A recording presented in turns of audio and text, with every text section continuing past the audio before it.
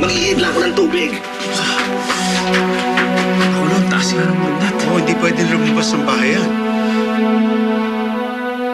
Yes, Dad, oo. Nakausap ko na yung broker. May papakita sa atin lote bukas malapit sa may factory. Tapos makipag-meeting din ako kay Architect Mucha bukas. Siguraduhin mo lang bukas nakahanap ka na ng matinong location. Bilis-bilisan mo naman yung trabaho mo, Louie. Naiinip na kami ng lola mo. Yes, Dad. Nakita ko nga pala si Lailani sa Manila. Diyan lang pala sila nagpunta. Nakita ka niya? Oo, pero nagmamadali At alam mo kung saan sila nakatira. Hindi. Ba't kailangan ko malaman? Hindi naman. Habang nandiyan dyan ang mga Angeles at wala sila rito sa rancho at hindi nang gugulo, wala tayong problema. Ay, Louie, asikasuhin mo na agad ang pinapagawa namin sa'yo, ha? Hindi yung puro babae na atupag mo. Alam mo, ang mga babae, pinapudot-pudot lang yan kung saan-saan. Hindi ang negosyo, ha? Okay, Dad.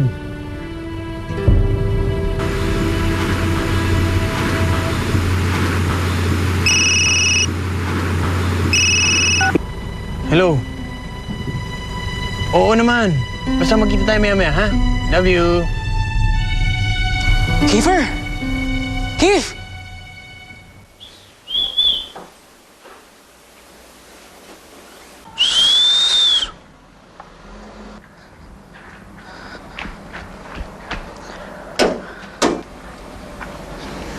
Saan na yan? Ano nangyari sa'yo? Buti nakatakas ka. Ako muntik na naman ako mahuli. Nagtago ako saan mo ko iniwan.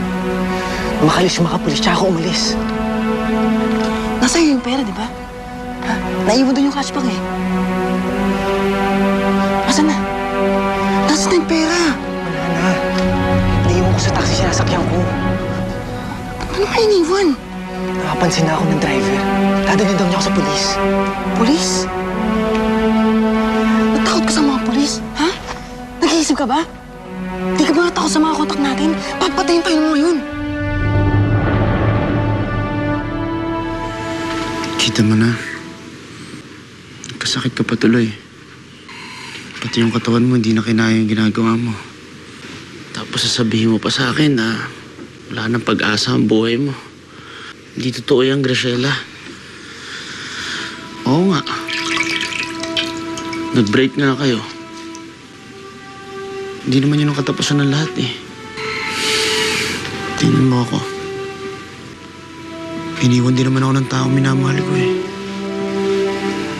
Iniwan ako ng taong pinaka-importante sa akin. Pero nandito pa rin ako. Kailangan natin magpakatatag. Kung di nila tayo mahal, wala na tayong magagawa doon. Dalawa lang naman yun eh. Aasa tayo na mamahalin nila tayo ulit. O aasa tayo na may darating na mas magmamahal pa sa atin. Hintayin na lang natin siguro kung kailan tayo magiging masaya ulit. Sigurado ako darating din naman yun. Mahalaga lang ngayon, kailangan huwag natin pabayaan ang sarili natin. Dahil sa dulo ng bawat laban, sarili mo lang ang meron ka.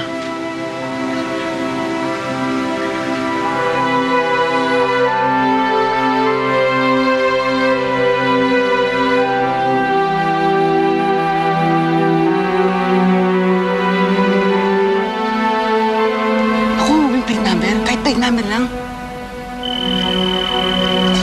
Tawag na naman. Sila na nga, oh. Sagutin mo na kasi.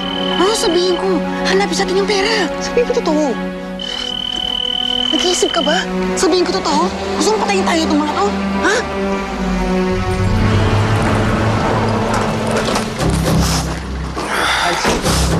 Kanina pa kita tinatawagan ah. Nagka-problema lang, sir. Konting problema lang naman. Ito mo yan! Sama.